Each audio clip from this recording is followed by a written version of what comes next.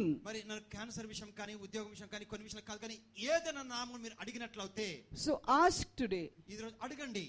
Lord, you are the Valentine of the universe. ప్రభా ఈ జగత్ సమస్తంకు నువ్వు వాలంటీర్ ప్రియుడవై ఉన్నావు కనుక This is what I want. నాకు ఇది కావాలి ప్రభా. The same Bible says, Bible గ్రంథం సెలవిస్తుంది, seek first the kingdom of God. దేవుని రాజ్యమును మొదట వెతకండి.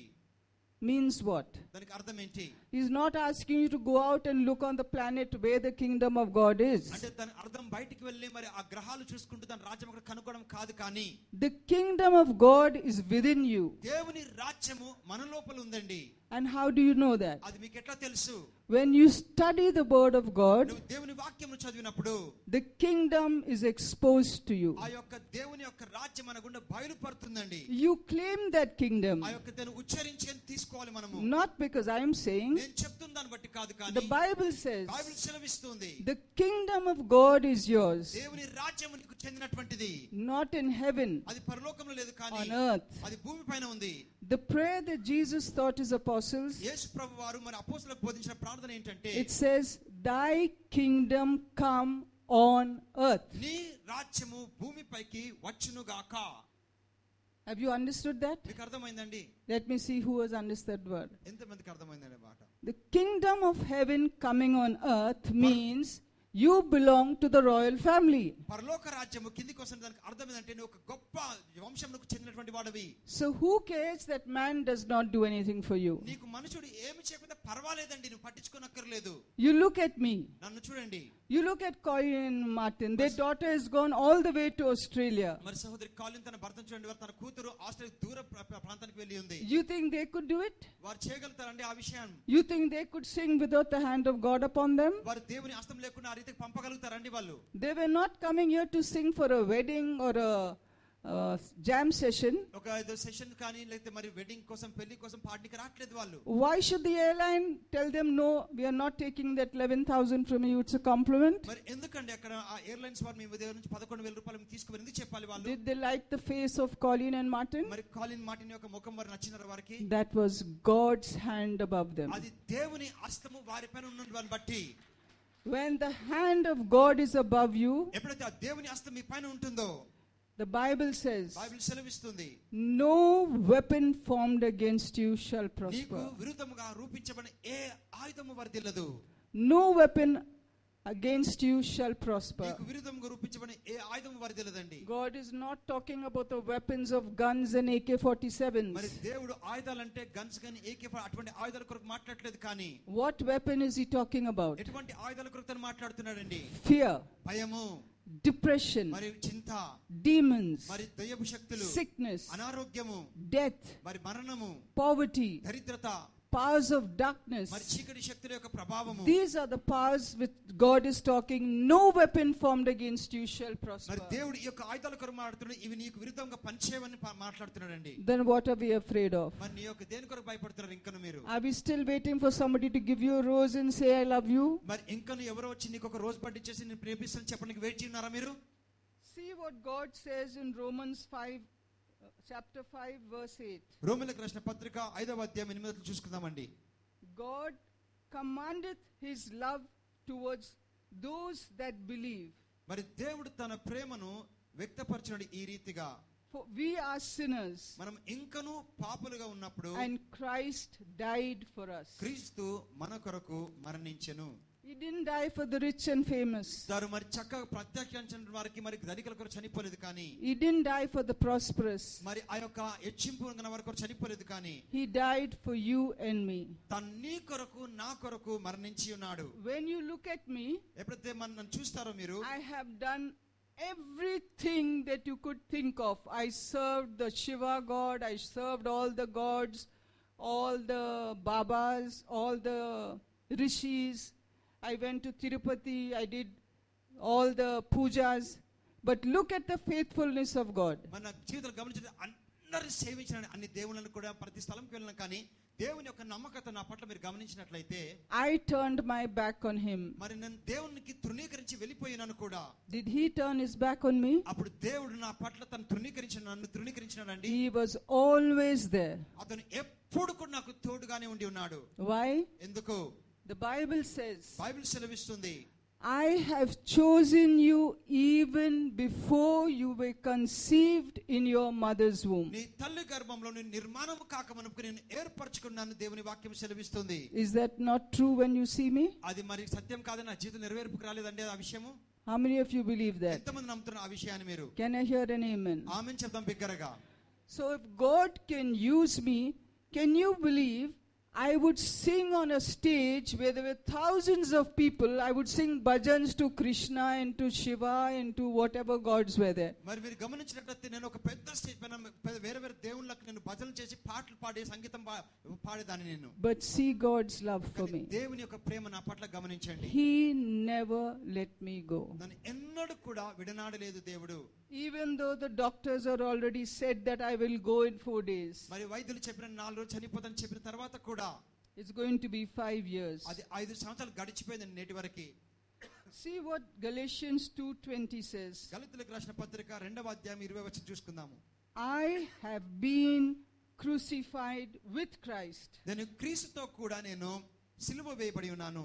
It is so true in my life. నా జీవితంలో ఎంతో నిజమండి ఆ విషయం. It can be true in your life. అది నీ జీవితంలో కూడా నిజమై ఉంటుంది. I have been crucified with Christ. నేను క్రీస్తుతో కూడా నేను సిలువ వేయబడి ఉన్నాను. It's no longer I that lives. జీవించినది నేను కాదు, but Christ who lives in me. నాలో ఉన్న క్రీస్తే జీవిస్తున్నాడు. Amen. Amen. It's Christ who lives in me. నాలో జీవించేది క్రీస్తు. Don't you all want to be like that? ఆ రీతిగా మీ జీవితాలు మీరు ఆశ లేదండి మీకు? This book is full of God's love and promise. మరి ఈ పుస్తకం అంతా కూడా దేవుని ప్రేమతో నింపబడినటువంటి మొత్తం వాగ్దానాలతో కూడినటువంటి పుస్తకమై ఉంటుంది. And not fake and false promises. ఇది మరి అబద్ధపు ఒక వాగ్దానాలతో కూడినటువంటిది కాదండి. Time and again for the service we come and say we will be here, we will do this, we will do that. I will not see the face again on the next service. మరి ప్రతి ఒక్కరు చెప్తున్నారు ఈ విషయం చేస్తానని ఈ విషయం చేస్తానని వచ్చే మాసంలో చెప్తారు కానీ ఎవరు కూడా మరలా కనబడరండి. God's promise in Ephesians 1:4. ఎఫెసీయులకు రాసిన పత్రిక 1వ అధ్యాయం 4వ వచనం చూసుకున్నట్లయితే He has chosen us before the foundation of the earth. జగతికి పునాదులు వేయబడపున క్రీస్తునందు మన తాను ఏర్పరచుకొని ఉన్నాడు. He has chosen us before the foundation of the world. మరి భూమికి జగతికి పునాదులు వేయబడి క్రీస్తునందు మనల్ని ఏర్పరచుకున్నాడు దేవుడు మనని.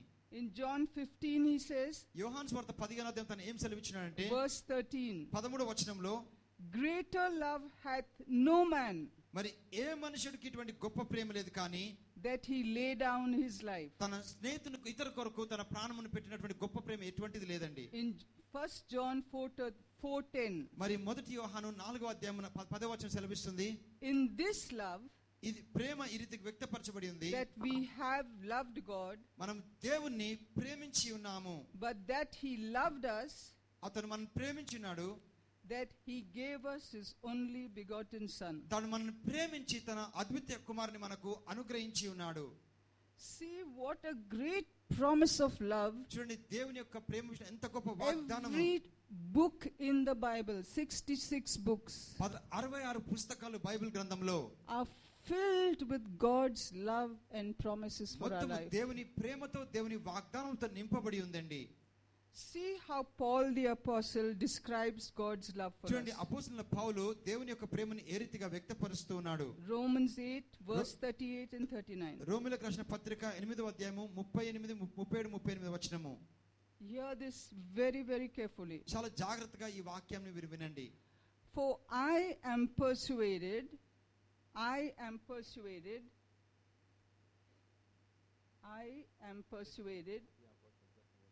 Romans 8:38. 8:38. I am persuaded నీ జీవము కానీ no angels, no principalities, ఆ యొక్క దూతలు కానీ మరి దురాత్మ శక్తుల సమూహము కానీ no powers, no things of the present or things to come, మరి శక్తులు కానీ ఈ యొక్క యుగము కానీ వచ్చే తరము కానీ no height, no depth, మరి అది లోతు కానీ ఎత్తైనను కూడా no any created thing shall be able to separate us from the love of God which is in Jesus Christ our Lord. మరి సృష్టించినటువంటి ఏ సృష్టి కూడా దేవుని నుంచి, దేవుని ప్రేమ నుంచి మనం ఎడబాబది క్రీస్తునందు. Isn't that awesome? అది చాలా గొప్ప విషయం కదండి. Means no angel, no power can convince God to stop loving you. మరి ఈ లోకంలో ఏ దూత కానీ, ఏ శక్తి కానీ, ఏ సమూహము కానీ దేవుడు మనల్ని ప్రేమించకుండా అడ్డగించలేదు ఇంకా.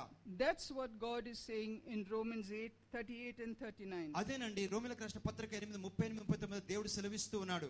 That neither death nor life కానీ మరణము కానీ జీవము కానీ can separate us from the love of మరి God. దేవుని ప్రేమ నుంచి మనం వేరు చేయలేదు. Nothing, even if the angels begged God ఒకవేళ దూతలు వచ్చి దేవుని ప్రార్థేయపడినా కానీ, to stop loving us, మనల్ని ప్రేమించిన విషయంలో ఆపడానికి ప్రార్థేయపడినా కానీ, he will say no. అతను కాదు, లేదు అని చెప్తాడండి. No angels or principalities, no power on earth, భూమిపైన ఏ శక్తి కానీ, ఏ దూత కానీ, no power in heaven or in the universe మరి ఈ యొక్క జగత్తు మొత్తంలో ఏ శక్తి కానీ, మరి పరలోకముందు ఏ శక్తి will కూడా ever change God's mind about you. మన నీ పట్ల దేవుని యొక్క మనసును ఏది కూడా మార్చలేదు. So great is his love that he describes himself like that man looking for his prodigal son. మరి ఆ తప్పిపోయిన కుమారుని కొరకు తండ్రి చూసినట్లుగా అటువంటి ప్రేమను దేవుడు మన పట్ల వ్యక్తపరుస్తూ We ఉన్నాడు. all know about the prodigal son. అందరికీ తెలుసండి తప్పిపోయిన కుమారు విషయంలో. The son who took his share of the property and went away. తన కుమారుడు తన తండ్రి తన యొక్క భాగం తీసుకొని తను వెళ్ళిపోయి ఉన్నాడు. His father was standing on the rooftop. మరి తన తండ్రి మరి ఇంటి కప్పు పైన నిల్చొని చూస్తూ, did he know his son was coming back that day? మరి తన తండ్రికి తెలుసా అండి తన కుమారుడు ఆ రోజు వస్తున్నాడని? Of course not. నిజంగా తెలియదు తన తండ్రికి. Which means then he was standing every day on the rooftop. అర్థం అంటే ప్రతి రోజు కూడా తన తండ్రికి తన కుమారుడు కొరకు వేచి ఉన్నాడు. He was not standing there to get a suntan.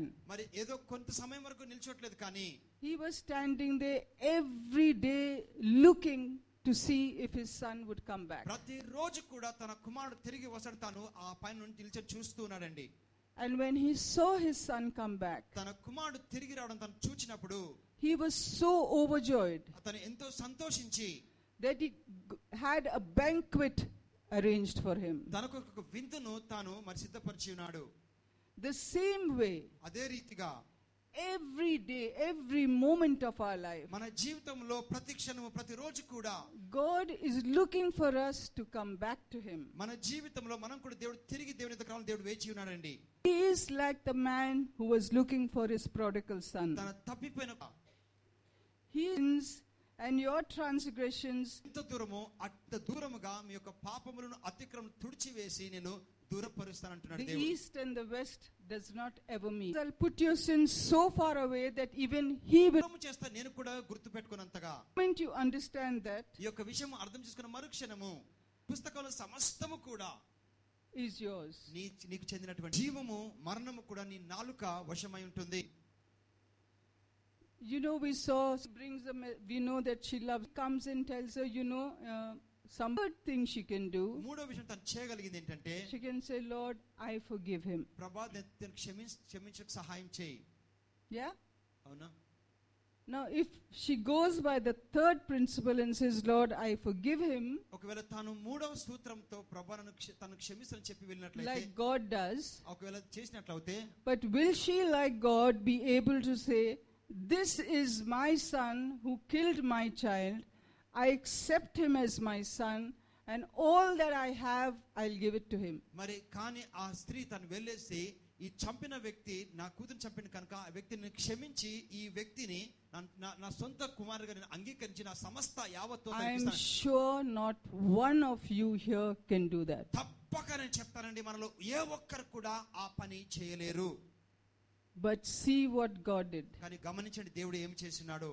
He sent Jesus to die on the cross. చూడండి తను యేసుని సిలువలో నీ కొరకు మరణించ కొరకై పంపించినాడు. For you and for me. నీ కొరకును నా కొరకును.